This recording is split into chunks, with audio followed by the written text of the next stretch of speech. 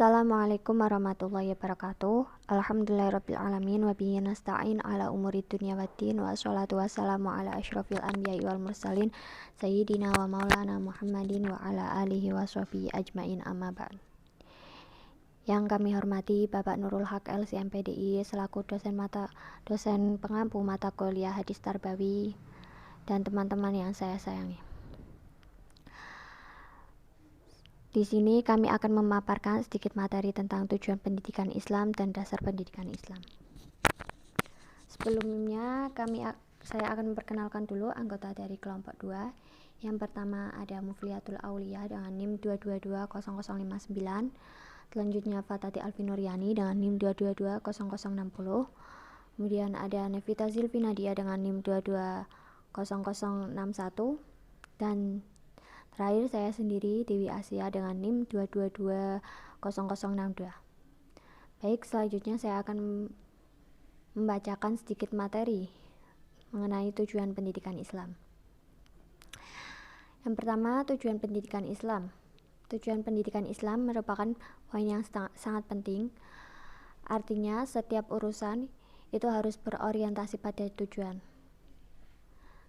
Dalam tujuan pendidikan Islam itu ada 3 poin. Yang pertama ada prinsip tujuan pendidikan Islam, fungsi tujuan pendidikan Islam, dan selanjutnya ada tujuan pendidikan Islam. Prinsip tujuan Islam sendiri merupakan poin yang sangat penting untuk mencapai suatu tujuan. Karena dengan mengetahui prinsip-prinsip tersebut, maka tujuan akan mudah tercapai.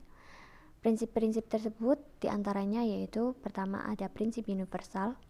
Prinsip ini memandang keseluruhan aspek agama yang di dalamnya ada akhlak, akidah, muamalah, serta ibadah.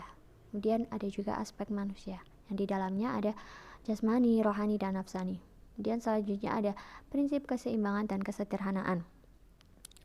Prinsip ini adalah keseimbangan antara berbagai aspek kehidupan, antara pribadi, berbagai kebutuhan individu, dan komunitas.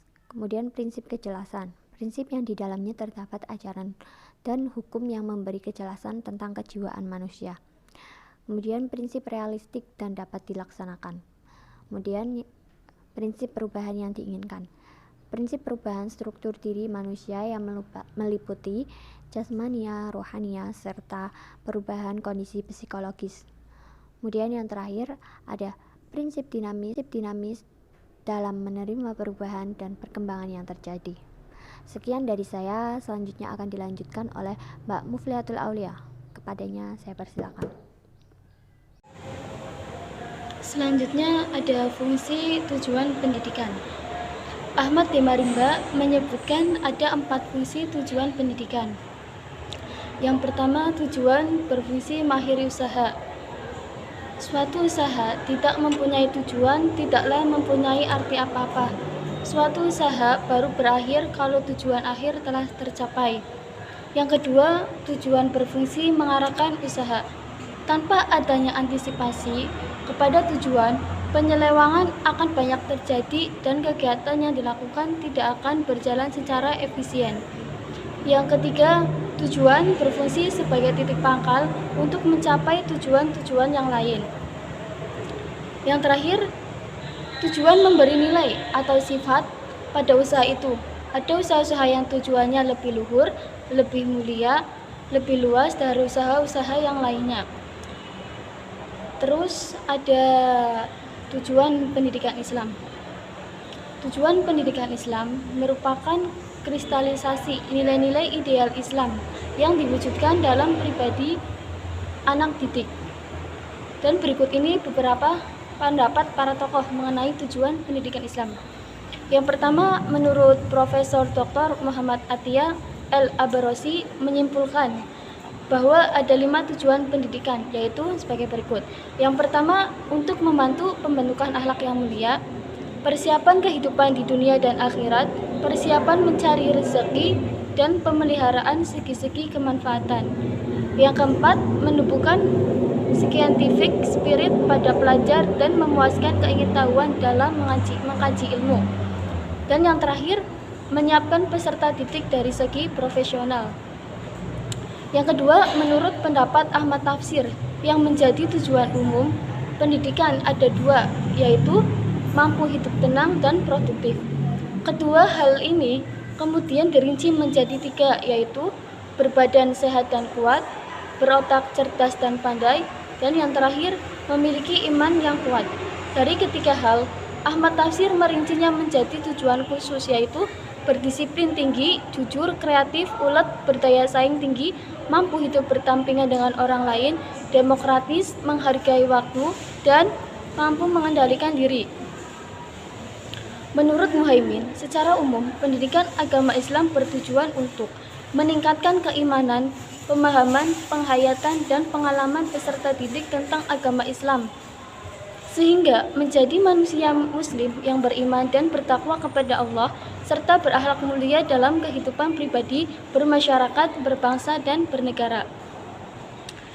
Selanjutnya yang terakhir, menurut Profesor Haji Muhammad Arifin MPD menyatakan bahwa tujuan pendidikan Islam adalah merealisasikan manusia muslim yang beriman dan bertakwa secara berilmu pengetahuan, yang mampu mengabdikan dirinya kepada Kholiknya dengan sikap dan kepribadian yang merujuk kepada penyerahan diri kepadanya dalam segala aspek kehidupan duniawiyah dan ukhrawiyah. Baik, selanjutnya adalah poin B, yaitu dasar pendidikan Islam. Yang dimaksud dengan dasar pendidikan Islam adalah pandangan hidup yang mendasari seluruh aktivitas pendidikan, karena dasar menyangkut masalah ideal dan fundamental. Maka diperlukan landasan dan pandangan hidup yang kokoh dan tidak berubah. Kalau nilai-nilai sebagai pandangan hidup yang dijadikan dasar pendidikan itu bersifat relatif dan temporal, maka pendidikan akan mudah terombang-ambing.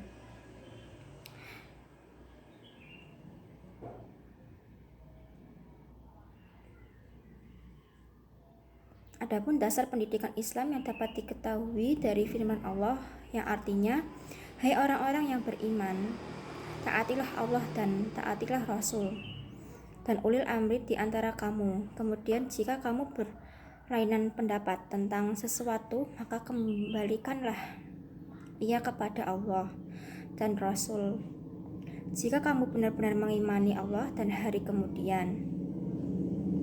Yang demikian itu lebih utama bagi kalian dan lebih baik akibatnya. Dari ayat tersebut dapat dipahami bahwa seluruh umat Islam wajib berpegang teguh pada Al-Quran dan As-Sunnah. Dengan demikian, dasar dari pendidikan Islam adalah Al-Quran dan As-Sunnah. Walaupun demikian, kedua sumber utama tersebut hanya mengandung prinsip-prinsip pokok saja, sehingga pendidikan Islam tetap terbuka terhadap unsur ijtihad dengan tetap berpegang teguh pada nilai-nilai Al-Quran dan Sunnah sebagai nilai utama. Dari uraian di atas, maka dapat diambil pemahaman bahwa dasar pendidikan Islam yaitu dasar pokok. Dasar pokok dari pendidikan Islam adalah Al-Quran dan Sunnah. Kedua sumber pendidikan Islam tersebut dapat ditemukan di dalam kata-kata atau istilah-istilah yang pengertiannya terkait dengan pendidikan. Poin A, yaitu Al-Quran. Al-Quran mempunyai kedudukan sebagai sumber pokok ajaran Islam. Dapat dipahami dari ayat berikut yang artinya, sebuah kitab yang kami turunkan kepadamu penuh berkah, supaya mereka memerhatikan ayat-ayatnya dan supaya orang-orang yang mempunyai pikiran yang cerah mendapat pelajaran. Poin B, yaitu As-Sunnah. Selanjutnya ada konsep iman, Islam, dan ihsan dalam pendidikan. Ketika berbicara tentang pendidikan, maka berbagai aspek terkait dengan pendidikan bisa dikaji dari berbagai sudut pandang.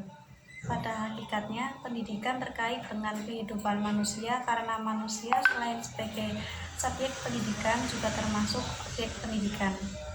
Pentingnya memahami secara mendalam tentang iman Islam dalam konsep pendidikan, maka langkah dan proses serta konsep pendidikan akan lebih jelas. tujuan pendidikan bukan hanya mencerdaskan manusia, tapi bagaimana aktivitas pendidikan bisa dilandasi dengan iman, Islam, dan ihsan.